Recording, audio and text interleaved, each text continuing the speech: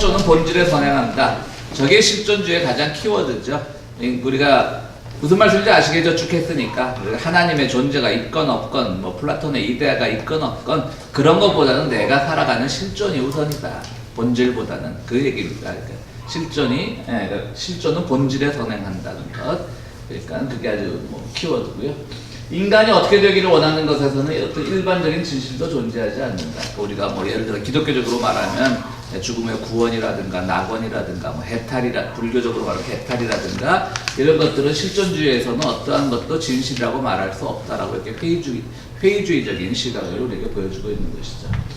그런 점에서는 저는 소이연과 소당연이라고 하는 유교의 그 하나의 그 개념을 여러분들에게 약간 소개해드릴까 합니다.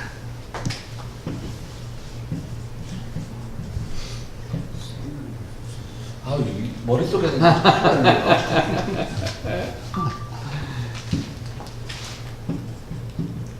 연자가 맞죠? 이게 앞으로 이게 아니 이게 앞에요? 많은 사자. 글자가 옆으로 많은 사자 쓸 때.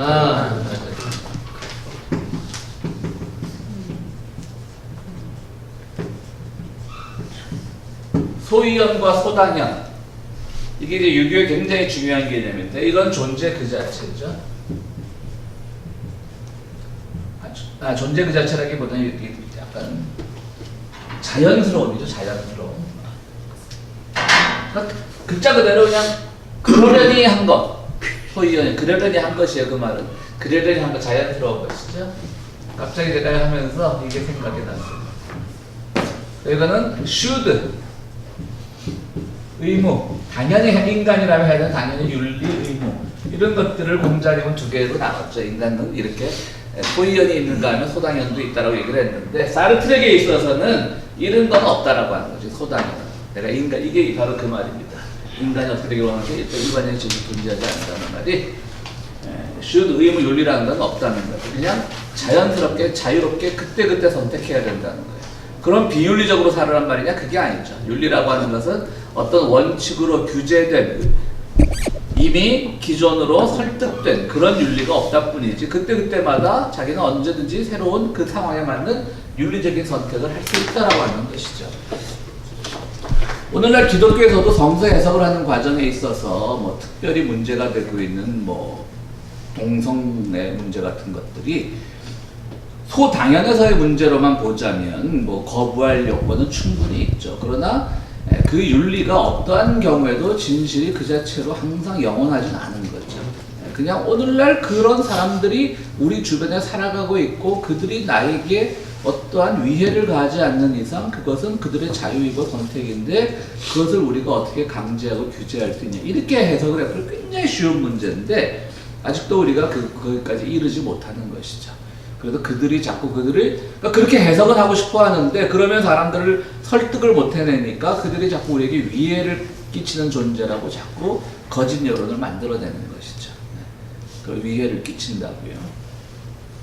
어쨌든 그런 것이 있습니다. 최근에도 잠깐 또 얘기가 다른 데로 흘렀는데, 최근에도 국회에서 청소년들이 남성 매춘에 동원된다라고 하면서 동성애 폐해를 요구했는 얘기를 했는데요. 당연히 나쁘죠. 그런데 매춘의 비율이라고 하는 것은 이성애자들에게 더 높거든요. 사실은 그렇잖아요. 그걸 왜 꼭 동성애 문제만 가지고 있는 것이고, 소위 말하는 몇 년 전에, 요즘 좀 그런 용어가 뜸하지만 원조교쟁이, 그래서 20대 이하의 어린 자녀들에게 옷을 사주고 핸드폰을 사주고 하면서 성인 남성들이 성적 놀이개로 삼는 것들은 이성애자에 의해서 저질러진 범죄가 훨씬 더 크거든요. 그런데 그것을 가지고 오늘날 동성애가 널리 파급되어서 청소년들을 다 이상한 매춘의 도구로 이용하고 있는 것처럼, 한나라의 국회의원이라는 사람들이 국회에서 그런 질문을 하는 거 참 이상하죠. 그러니까 그들을 이해하는 가장 좋은 방법은 그냥 그들은 그들의 소이연을 가지고 살아가는 것이니까 우리가 소당연을 가지고 그들에게 개입해서는 안 되는 것이죠. 그것이 어떻게 보면 사르트르적이고요. 사르트르도 사실은 또 그 동성애적 고민이 좀 있었던 사람이기도 하고요. 어쨌든 사르트르가 말한 것 중에 또 제일 멋있는 말 중에 하나, 우리는 자유롭도록 저주받은 존재라는 것이죠.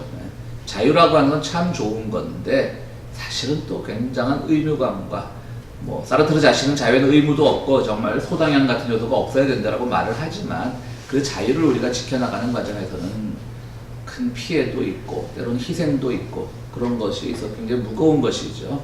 그런 점에서 사르트르도 그걸 알았던 것 같아요. 굉장히 이것은 저주받은 존재다. 그러니까 또 곧이어서 뭐 역시 실존주의라고 할 수 있는 에릭 프롬이 나와서 자유로부터의 도피라는 책을 쓰지 않습니까? 사람들은 주어진 자유도 오히려 누리기가 두려워서 자유로부터 도피하고 있다라고 하는 그 유명한 책을 또 쓰게 됩니다. 그러다 보니까 우리는 이 저주라는 데 방점을 찍힌 삶을 살다 보니까 항상 이 세계에 대한 판단은 상당수가 부정적이라고 하는 것이죠. 근데 이 사람은 이제 그런 뭐 해결 변증법적으로는 가지 않았는데요. 결국은 그 부정적이라는 것도 자기의 선택의 일부라는 점에서는 기꺼이 수용해야 될 것을 또 사르트르는 얘기하고 있습니다. 그래서 어떤 상황을 인식하고 말할 수 있는 존재, 즉 실존적인 존재죠. 존재가 또한 뭔가가 아닌 상황을 인식하고 또한 행동할 수 있다고 해서 실존이라는 것이 이제 조금씩 생각이 바뀌고 있습니다. 이제 사르트르가 나이를 먹어가면서 내가 꼭 선택하고 판단하고 결정하지 않는 방향으로도 흘러갈 수 있구나. 젊을 때 사르트르는 그렇지 않았거든요. 내가 선택하는 것이 끝인 거예요. 내가 판단하는 것이 끝인 거예요. 그런데 이 말처럼 내가 어떤 생활을 인식하고 판단하고 결정하고 선택하는데 그게 또 그 반대 방향을 인식하고 또 행동할 수 있다라고 하는 것을 사르트르는 인정하게 되는 겁니다. 그게 이제 나이가 먹는 증거라고나 할까요? 사르트르의 여러 가지 소설 중에 제가 제일 좋아하는 게 벽이라고 하는 소설입니다. 그 레지스탕스 항상 활동을 할 때 그 이제 한 레지스탕스가 잡혀갔어요. 소설의 내용은 이런 겁니다. 그래서 잡혀가서 이제 모진 고문을 당합니다. 네 친구가 어딘지 대라. 이 친구가 그래도 이 프랑스 레지스탕스의 자존심이 되겠어요. 그래서 하도 고문이 혹독하니까 그걸 된 거예요. 어디 있다고 그걸 됐어요. 이 친구가 될 때는 거짓말로 된 거예요. 자기가 그 소재지를 가르쳐줘야 될 그 친구와 접선을 하기로 되어 있는 장소가 있는데 그 친구는 이 친구가 아직 잡혀가 있는 걸 모르니까 그 장소에 나타날 수 있어요. 그러니까 그 장소를 대면 당장 잡아갈 수 있는 거죠. 그런데 고문 끝에 자기가 접선하기로 있는 장소를 댄 것이 아니라 어디 가면 무슨 공동묘지였던가 무슨 집 어디 가면 무슨 벽이 있는데 그 뒤에 숨어 있다라 그래요.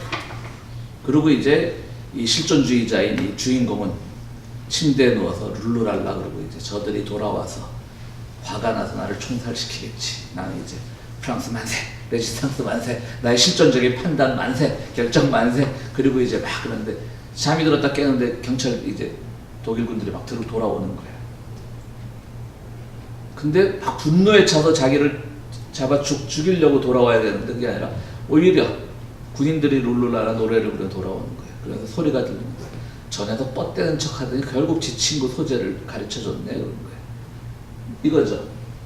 나는 내 친구를 보호하기 위해서 그렇게 했지만 또 다른 그가 보호해야 될 친구는 이 친구를 못 믿고 진짜로 거기가 숨어 있었던 거예요. 거짓 장소에 가서. 내가 그래도 그 사르트르의 그 벽이라는 소설을 굉장히 좋아합니다. 인간이라는 게. 그래서 걸려버린 거예요. 이 친구의 의도와는 전혀 상관없이.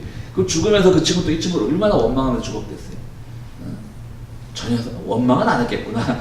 좀 궁금해하면서 죽었겠네, 그렇죠?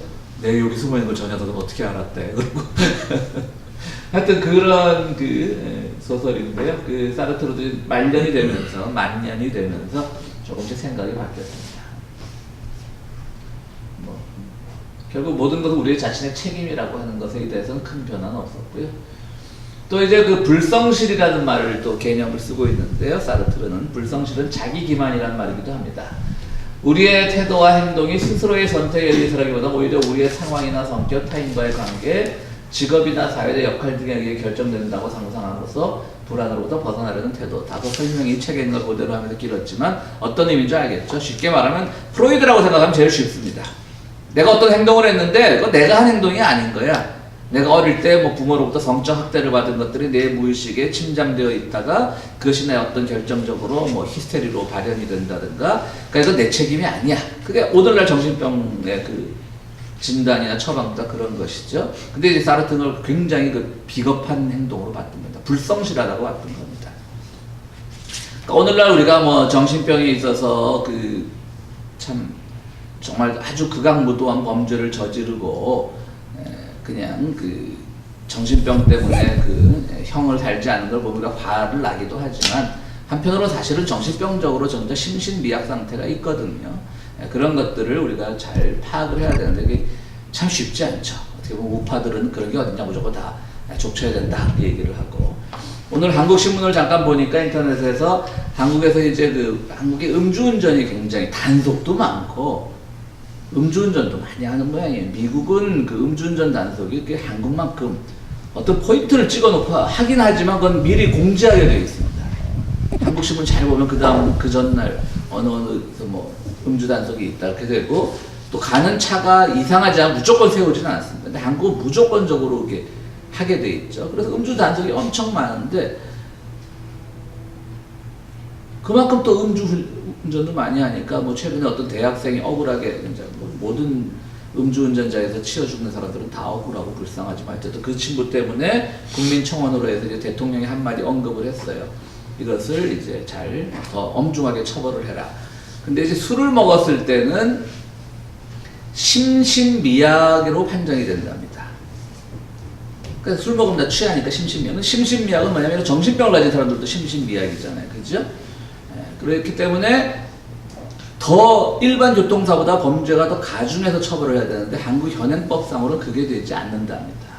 그러면 뭐를 해야 되냐면 일단 음주운전 자체를 심신미약이라고 하는 그 조항으로 빼내서 다른 조항을 만드는 과정이 필요하죠. 합리적으로 보면 뭐 법 전공하신 분들 앞에서 제가 그거 맞죠? 그걸 빼야 되는 거예요. 근데 지금 심신조약으로 이렇게 심신미약으로 묶여 있으니까 당장은 그게 처리하기가 곤란한 거예요. 그래서 그 민정수석인 조국이 국무회의 석상에서 이것은 형평성의 문제가 있기 때문에 지금 즉각적으로 처리하기보다는 조금 더 시간을 두고 해야 된다. 거기서는 뭐냐면 진짜로 심신미약한 정신병자들을 보호하는 차원에서 만들어진 법인데 거기서 음주운전자를 따로 빼내는 작업이 먼저 선행돼야지 심신미약 자체 규정을 없애버리는 것은 진짜로 심신이 미약한 사람들에 대해서 형평성의 문제가 있다라는 그 취지는 충분히 이해하시죠. 그죠? 맞죠? 근데 그 댓글들을 보니까 또 뭐 조국 이 새끼 뭐 그러면서 무슨 음주운전자들한테 뭐 형평성 그게 아니잖아요. 그러니까 좀 댓글 다는 분들도 좀 얘기를 자세히 읽고 달았으면 좋겠어. 무슨 말인지 아시겠죠? 제가 좀 이 법적인 것이라 좀 설명해서 부족했을지 모르겠지만, 그러니까 항상 절차가 있는 건데 사람들은 잘못 이해하고 무슨 음주운전자들에 대해서 형평성을 마치 고려한 것처럼 그건 아니죠. 정말 여기 누가 그들을 중죄로 다스려야 된다, 누가 부정을 해? 다 우리가 일치하잖아요. 근데 그 과정에 가기까지 현행법에서 그것이 합리적이고 합법적인 과정을 거쳐서 가야 된다는 것을 이제 그 조국 민정수석은 얘기를 했던 건데 그것이 또 이제 언론에서 보도가 되면 마치 조국 민정수석이 음주운전자들을 보호하기 위해서 뭐 형평성을 말한 것처럼 이해가 되고 있더라고요. 어쨌든 사르트르 식으로 얘기하면 이런 데서도 사르트르 굉장히 우파적인 것 같아요. 그렇죠? 쉽게 말하면 심신미약이 어디서 다 네 책임이지 이런 얘기예요. 좀 그런 점에서 사르트르가 좀 이렇게 우파적으로 나갈 수 있고 그것 때문에 또 나중에 뒤에 가서 노벨상 상금만 받을 수 없냐고 말했는지 모르겠지만 그런 단점도 있습니다. 말씀드렸듯이 후기에 가면서 사르트르의 사상도 조금씩 변화하고요. 우리는 스스로의 존재 근거가 될 수 있는 하나님 같은 존재, 즉 즉자, 대자 두 개가 합쳐진 거죠. 아까 대자 했죠. 대자 존재, 즉자 존재가 되기를 희망한다고 했습니다. 인간성의 본질이라는 개념을 단호히 거부했었지만 인간의 잠정 능력과 이상의 완성이라는 일반적인 개념을 전제하고 있었습니다. 약간 요 밑에 하나님 같은 존재, 하나님이란 존재를 부정하면서 또 어떤 존재 그 자체가 되려고 하는 노력 자체를 또 인정을 해요. 말년에 가서. 그러니까 초기에는 그조차도 인정을 하지 않는 거죠. 지금의 실존적인 나를 초월하는 어떠한 존재도 인정하지 않았었는데 말년에 가면서는 그것이 신은 아닐지언정 그런 것들을 희망하는 인간의 어떤 희망적인 요소는 또 인정을 했던 것이 사르트르가 변화한 부분이고요. 결국 뭐 인간의 잠재 능력과 이상의 완성이라는 일반적인 개념을 가지게 됩니다. 후기에 가면. 그것도 뭐냐면 실존적인 잠재 능력이란 거 없어요. 네가 너를 잘 개발해갖고 나중에 넌 더 훌륭한 사람이 될 수 있어. 이런 게 없는 거죠. 왜냐하면 실존적인 지금에 살아가는 내가 중요하니까. 너는 지금 너의 모든 능력이 다 발현된 상태지 뭘 더 연구하고 고민하고 뭐 수행하고 뭐 이래서 그런 게 없어라는 것이 사르트르의 초기 사상이었다면 후반의 후기에 가서는 또 너 나이가 들듯이 그래도 인간이라는 것은 개발하기에 따라 좀 더 나아질 수 있지 않겠느냐라는 그런 생각을 했다라고 하는 겁니다. 사르트르가 도달한 지점은 결국 플라톤이 기독교의 초월적 형이상학을 배제한 채 아리스토텔레스, 칸트, 마르크스, 프로이드의 주제에 대한 종합을 이루었다라고 보면 됩니다. 그러니까 형이상학은 다 배제한 채 프로이드나 마르크스나 칸트, 아리스토텔레스, 윤리학적인 부분이죠. 아리스토텔레스는 그런 부분에 대해서 종합을 이룬 것으로 사르트르의 사상은 교대적 수박 겉핥기지만 이렇게 한번 정리를 해봤습니다. 사르트르에 대해서 뭐 정말 혹시라도 질문 있으시면. 이제는 철학에서 실존이란 말은 나름 좀 이해는 하겠어요. 네. 어떤 구조주의에 대한 반동이 그렇죠. 그런 건데 그게 철학을 떠난 예를 들어 특히 문학이라든가 네. 그런 데서 실존이라는 단어가 쓰일 때 저는 굉장히 불편함을 느끼거든요. 왜냐면 그 개념이 잘 안 와닿기 때문에 네. 그 실존이라는 말을 빼도 사실 말이 다 예를 들면 뭐 실존적 고뇌를 한다. 뭐 고뇌가 다 실존적이지 뭐 자기 개인적인 고뇌를 하는 건데 괜히 앞에 실존적이라는 말을 붙여가지고 무슨 뜻이 더해지는 것도 아니면서 괜히 멋스럽게 두리뭉실하게 뭐 이렇게 좀 하는 느낌이 들어갖고 저는 굉장히 실존적이라는 단어를 좀 싫어하거든요. 사르트르에게서만 아니면 전반적으로? 전반적으로 그러니까 내가 볼 때 사람들이 그거를 괜히 멋있어 보이려 쓰는 거 아니에요. 내가 실존적 결단을 내렸습니다. 뭐 결정치가 내리는 건 당연히 실존적인 건데 예를 들면 뭐 같이 합의해갖고 결단 내린 것도 아니고 자기가 내린 거면 당연히 그냥 실존적인 건데 그런 단어를 굳이 왜 거기다 갖다 붙이느냐. 그래서 제가 볼 때는 이게 실존주의 철학이라는 것 자체가 굉장히 인류사에 그 폐단을 많이 끼친 것 같아요. 겁먹들게 만들었다. 예를 들어 그거죠. 왜냐면 사실은 굉장히 주관을 중시했기 때문에 굉장히 모든 게 트리비얼해지거든요. 네. 보면 저 사람들이 하는 거고 나는 이게 좋아 나는 저게 좋아 각자 그냥 자기 취향을 갖고 있는 건데 그러면 사실 우리가 논할 가치가 거의 없거든요. 왜냐면 우리의 얘기를 하려면 공통적인 뭔가 주제를 갖고 해야 되는데 뭐 그런 게 없는 거 아니야. 그러다 보니까 괜히 멋스럽게 그 만든 뭐 학문이지만 제가 보기에는 좀 학문 같은 느낌이 굉장히 떨어져 보여요. 어떻게 생각하세요? 원래 철학자들이 먹고 살려면 그렇지. 근데 우리 공동장 얘기가 굉장히 좀 일리가 있는 게 사르트르는 실존적이라는 말을 쓸 수밖에 없어서 얘기했듯이 기독교 세계관이나 그런 존재 근원 자체에 또 유러피안들의 생각과 우리의 생각은 다르거든요. 우리 아시안들 생각. 그러니까 아직은 유러피안들 생각에는 그런 신이라고 하는 것들 혹은 절대자에 대한 것들 혹은 뭐 플라톤의 이데 같은 것들에 대한 생각이 있으니까 그로부터 자꾸 탈출하자는 의미로 사르트르는 실존이라는 말을 굉장히 강조했을 수는 있어요. 너무나 우리가 거기에 예속돼 있다 보니까. 근데 지금 말씀하신 것처럼 사실은 우리 한국 사람들이 기독교를 믿는 건 또 유러피안으로 믿는 거 다르거든요. 그들은 그야말로 삶 속에 침잠되어 있는 거고요. 그래서 저는 막 그 유럽의 기독교가 죽었다라고 하는 그런 말 자체가 별로 그렇게 예전에 요즘도 그러더라고요. 한국에 있을 때 80년대 후반에 조금 해외여행 자유화되면 목사님들 그 해외여행 한번 갔다 오면 유럽의 교회가 죽었습니다. 우리가 되살려야 됩니다. 그러더니 내가 보니까 한국 교회가 더 먼저 죽겠던데 요새 하는 거 보니까. 유럽은 그 자체 깔려 있으니까 사르트르는 그것으로도 벗어나기 위해서 실존이라는 걸 굉장히 강조했을 수는 있어요. 근데 지금 지적하신 것처럼 우리는 그렇지도 않으면서 겉멋이 든 건 많이 있네요. 저도 그 말 자주 썼었는데 반성하겠습니다. 아니 그렇지 아니. 저도 웃자고 한 얘기고요. 이제 우리가 뭐 고민 없이 좀 썼던 건 있는 것 같아요. 사르트르가 실존이라고 하는데 굉장히 고민한 말이었거든요. 그게 고민.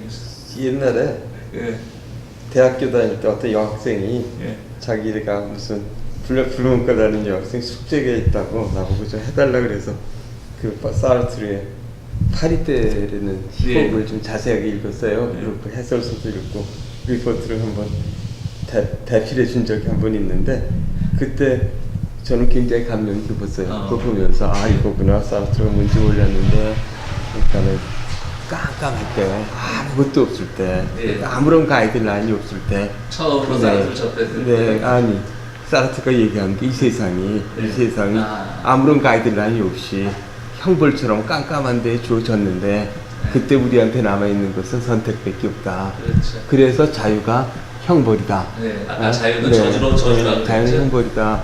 그렇지만은 존엄해지려면 인간이 인간으로서 존엄해지려면 그 형벌을 감수해야 된다. 자유를 우리 걸로 받아들여야 된다. 그래서 어떤 선택이든 내 책임하에 해내야만 된다. 그러니까는 우리 불교도도 있고 기독교도도 있고 그렇고 많은 어떤 때는 무신론자도 있고 근데 그 많은 것 중에서 결국 아무런 가이드라인이 없는데 우리가 선택해야 되잖아요. 그러니까 이것은 선택이다. 그럴 때가 얼마나 많습니까? 그런데 그 선택까지를 그러니까 내 책임하에서 내가 아주 엄숙하게 받아들일 때만 인간이 존엄해질 수 있다. 그러니까는 결국 인간이 살아가는 목적이 자기 자신의 존엄성을 지키기 위해서 하는 거라면은 이 실존주의자들이 우리들한테 그러니까는 아까 1차 대전이 끝나면서 1차 대전에 참가했던 사람들이 그러니까는 자기 동료들이 그냥 옆에서 그냥 이제 아주 덧없이 죽어가는 것들을 그냥 보고 1차 대전이 처음으로 그러니까 대량 핵설 무기가 동원된 그런 전쟁 아닙니까? 그러니까 자기는 아무런 그러니까는 미래에 대한 예측할 수도 없는 모습으로 사람들이 죽어가고 있는 거 보면서 결국 삶이라는 것은 이렇게 깜깜한 아주 우리가 이 깜깜한 속에 이렇게 던져진 것이고 그러니까는 던져진 속에서 우리가 선택해야 하는 게 아닌가. 글쎄 전 나이가 들었는데 그런 생각이 들어요. 네, 사실 그러니까 제가 지금 선생님 말씀을 들어보면 이 실존주의 냄새가 나는 것이 아니고 사실은 굉장히 강요에 가깝습니다. 우리의 삶을 이래야 한다는 그런 어떤 그런 거지. 그냥 각자 알아서 살자. 이게 사실 실존주의인 거 아닙니까? 사실은 그렇죠. 예, 그건 그렇기 때문에 아니 알아서 살자는 건 아니에요. 엄숙하게 받아들이죠. 그렇죠. 그렇게 말하는 순간 그게 네. 당위가 되는 거죠. 실존주의가 아니고 그 반대로 어떤 우리 사회가 이렇게 가야 된다는 어떤 조금 다른. 아니 그것도 근데 이제 사르트르가 그 선택에 있어서는 그 책임은 져야 된다 그랬죠. 선택에 책임은 져야 된다 했었고요.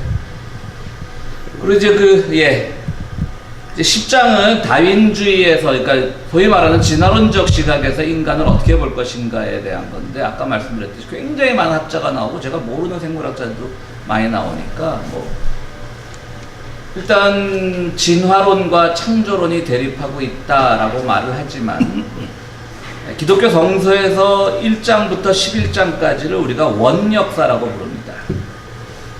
기독교인들은 아시겠지만 창세기 1장부터 이제 10장을 제가 잠깐 제 나름대로 요거를 아는 법에 대해서 오늘 진화론을 우리가 어떻게 받아들여야 되느냐. 창세기 1장부터 11장까지를 우리가 원역사라고 부릅니다. 이게 지금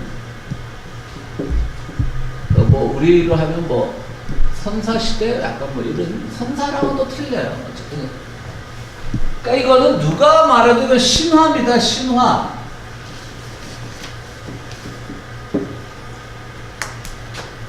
지금 복음주의 계열에 자꾸 실수하는 게 뭐냐면 복음주의자들이 지금 교회를 개혁하고 기독교를 바로 세우기 위해서 많이 노력하는 건 이해를 하지만 그분들이 요거를 못 넘어가더라고요. 1장부터 11장까지가 신화라는 사실을 못 넘어가더라고요. 이건 신화입니다. 신화. 하나님이 세상을 창조하고 인간을 만든 건 신화입니다. 그럼 신화는 의미가 없느냐? 기독교에는 그걸 고백하는 겁니다. 신화의 그 내면을 고백하는 겁니다. 그래서 가장 정확하게 그 에큐메니칼 계열에서 화장실 한번 물 한번 가봐야 잘안 들어요. 그렇기 때문에 그렇기 때문에 우리가 창조론이냐 진화론이냐 가지고 싸우는 건 사실은 지금 무의미하고요. 그러면 기독교에는 우주의 근원을 어떻게 설명하냐? 진화론을 글자 그대로 받아들일 것이냐? 나는 그 기독교는 칸트식으로 말하면 말할 수 없는 부분은 그냥 놔둬야 된다라고 보는 쪽입니다. 최근에 우리 박 학자님도 잘 아시지만 그 서울대 천문과의 그 우종합 교수라는 분이 이제 창조과학이라고 말도 안 되는 거 주장하는 분들 있잖아요. 창세기에 그걸 글자 그대로 다 받아들여갖고 지구의 역사가 만년 뭐 6천 몇백 년밖에 안 된다 그러고 그거는 제가 좀 거친 용어를 써서 죄송한데 그냥 그런 거는 개무시하면 됩니다. 근데 우리 우종학 박사 같은 분들이 굉장히 애는 쓰는데 저는 우 박사식의 접근도 별로 좋아하지 않는 게 그걸 굳이 과학 아닌 것을 대응하는 자꾸 과학을 동원하는 게 저는 조금 뭐 왜 꼭 저래야 되나 그분의 그 노고는 제가 충분히 인정하고 그분의 애쓰는 것도 인정을 하지만 이제 우종학이란 분은 뭐 우리는 다 아는 분들인데 우리 박사님도 알고 뭐 우리 기병 씨도 알고 홍성도 아시죠? 예. 예. 어떻게 생각하세요? 솔직하게. 저는 그분이 창조과학자인지 몰랐어요. 창조과학자가 아니죠 그분은. 알고 그 깨는 네, 노력하신다고요? 네. 예. 근데 이제 그 깨는 노력 자체도 충분히 의미가 있는 거지만 하도 창조과학이 말도 안 되는 소리를 하니까 저 개인적으로는 꼭 그런 식으로 접근할 필요가 있는가라는 생각도 드는 사람 중에 하나고요. 어쨌든 인간은 뭐 기독교에서 인간과는 하나님의 형상대로 아름답게 지었는데 그것이 죄로 인해서 파괴됐다는 것이고 진화라고 하는 것은 정말 몇 번의 그런 그 돌연변이를 통해서 그 사람이 새롭게 태어났다라고 하는 그런 이야기가 있는 것이고요. 그래서 뭐 제가 책을 소개하자면 그냥 인문학 책이면서 진화에 대해서 가장 뭐 이해를 돕는 책은 유발 하라리의 사피엔스라는 책이 제일 좋은 것 같습니다. 읽어보셨어요? 많이 읽어봤는데도 하도 많이 들어가지고 읽어본 것 같은. 사피엔스의 이제 유발 하라리의 사피엔스, 호모 사피엔스인가 사피엔스인가? 그냥 사피엔스. 호모 사피엔스. 그냥 사피엔스죠. 거기는 이제 우리가 뭐 옛날 고등학교 때 배웠던 뭐 네안데르탈인 나오고 이런 것들 중에 요즘 또 이제 그런 진화학자들 중에 그럼 네안데르탈인과 호모사피엔스 간에 섹스가 있었을까 없었을까 그런 것도 연구하는 분들도 있더라고요. 근데 뭐 이때까지는 없었다는 게 원칙이었죠. 호모사피엔스는 또 네안데르탈은 또 다른 변종이었으니까. 근데 최근에 사이언스에서 유전적인 게 나타난다고. 그러니까 그런 주장이 있어. 그거는 섹스가 있었다는 얘기인 거죠. 그래서 그런 것들이 요즘 또 진화론 쪽에서 많이 연구가 되더라고요. 근데 그 진화론에서 좀 더 인문학적으로 공부하고 싶은 분들은 그 사피엔스를 읽으시면 되고, 제가 제일 권하고 싶지 않은 것은 그 도킨스류의 책들. 그분은 너무, 그러니까 그 도킨스를 아는 그 학자들은 저 사람 왜 저러는지 모르겠다. 그냥 자기 전공 분야만 해도 굉장히 충분히 훌륭한 학자인데 무슨 기독교에 그렇게 포원이 졌다고 그냥. 그 도킨스류의 책은 권하지 않고 사피엔스 책이 저는 좋은 것 같고요. 그 다음에 이제 또 진화론도 저한테 아주 작은 소책자가 하나 있는데 그 책 제목이 뭐냐면 다윈 근본주의라는 책입니다. 그 다윈이즘을 추구하는 사람들 중에도 기독교인들처럼 근본주의자들이 있는 거예요. 다윈주의가 모든 진화론을 100% 설명하는 건 아니잖아요.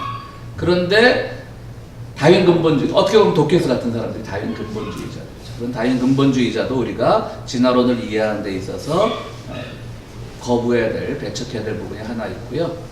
그 다음에 또 하나 이제 언어학적으로 진화를 설명한 사람들, 우리가 잘 아는 촘스키죠. 촘스키 같은 사람들은 뭐냐면 세상에 많은 언어들이 다양하지만 그 언어에 있어서 문법 구조나 이런 것들이 공통의 보편의 구조를 가지고 있다라고 하는 겁니다. 보편 문법론이죠. 말해서. 예를 들어 우리가 뭐 주어, 목적어, 뭐 이런 것들 다 있지 않습니까? 그런데 그 보편 문법들을 또 깬 사람이 있어요. 제가 갑자기 이름은 생각 안 나는데 잠들면 안 돼 거기 뱀이 있어라는 말로 그거 좀 검색 좀 해주실래요? 갑자기 저자 이름 생각이 안 난다. 굉장히 특이한 사람입니다. 근데 지금은 우리에게 잘 안 알려. 왜냐하면 촘스키는 왜 또 우리에게 알려져 있냐면 촘스키는 또 이제 사회적 발언을 많이 하잖아요. 그러다 보니까 아무래도 사회적 발언은 뭐 우리의 세월호에 대해서도 발언한 적이 있고 그러다 보니까 이제 많이 우리에게 알려져 있지만 세계 언어학계에서는 촘스키가 지금 조금씩 밀리고 있습니다. 잠들면 안 돼 거기 뱀이 있어 그 저자한테. 그러니까 이거 봐도 촘스키적으로 말하면 보편 문법이라는 거는 사실은 우리가 하나의 뿌리 최초의 사피엔스로부터 나왔기 때문에 지금 한국어와 영어는 다르지만 목적어의 위치가 어디냐는 다르지만 말을 하는 데 있어서 목적어가 있고 과거가 있고 현재가 있고 미래형이 있고 이런 것들은 다 있어서 이제 보편 문법론이기 때문에 어떻게 보면 촘스키 진화론자로서 기능을 하고 있는 거죠. 진화론을 믿는 언어학자로 기능을 하고 있는 것이고 좀 더 나가서 이제 뇌과학자들은 모든 것이 이제 뇌에 의해서 결정된다라고 하는 종교 활동이라는 것은 무슨 전두엽에 있는 뭐가 어떻게 작동하고 무슨 호르몬이 나와서 중요성을 가진다는 것들이 이제 진화론자들의 주장이라면 지금 잠들면 안 돼 거기 뱀이 있어라는 책을 쓴 사람은 에버렛이라고 하는 사람이 굉장히 재밌는 사람입니다. 샌디에고 출신인데 17, 18살 때까지 오토바이 타고 다니면서 막 깽지라고. 오토바이 타는 사람 모두 깽이라는 뜻 아닙니다. 업무에 문신색이고 막 마약하고 이러는 양반이었는데 어느 선교사에 의해서 픽업이 됐습니다.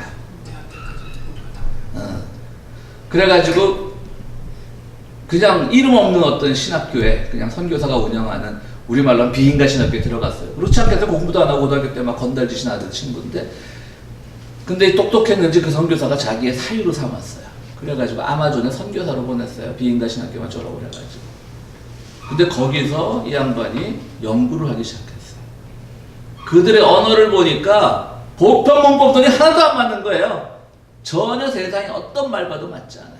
그들에게 두 가지 없는 게 있어요. 미래형이 없어요. 진짜 실질적으로 사는 거지. 미래형이 없어. 미래형이 없기 때문에 또 당연한 거겠지만 내세에 대한 추후의 그런 관념이 전혀 없는 거예요. 왜 우리가 종교의 역사를 공부하다 보면 원시인들이 처음으로 뭐 죽음에 대해서 두려움을 가지게 되고 뭐 자연현상에 대해서 이해할 수 없는 일들이라니까 종교심을 가지게 되고 뭐 이렇게 종교의 어떤 자연 발생론적인 걸 얘기하는데 이 사람들도 뭐 비가 오면 무섭고 그러는데 이 사람들이 제일 두려워하는 거는 사냥 나갔다가 숲속에서 잠들지 말라는데 거기 뱀이 있으니까 그게 그들에게 가장 공포스러운 표현이랍니다. 잠들면 안 돼. 거기 뱀이 있어. 뱀이 있을지도 몰라. 아니 뱀이 있어. 왜냐면 미래니까 미래나 뭐 추측이나 이렇게 아무것도 없는 거야. 잠들면 안 돼. 거기 뱀이 있어. 그리고 미래형이 없는 거예요. 그래서 이 양반이 뭘 했겠어요. 거기서. 기독교 신앙을 버려요. 왜? 이때까지 믿어 어떻게 다 무너진 거예요. 어떻게 보면 진화론도 따지고 보면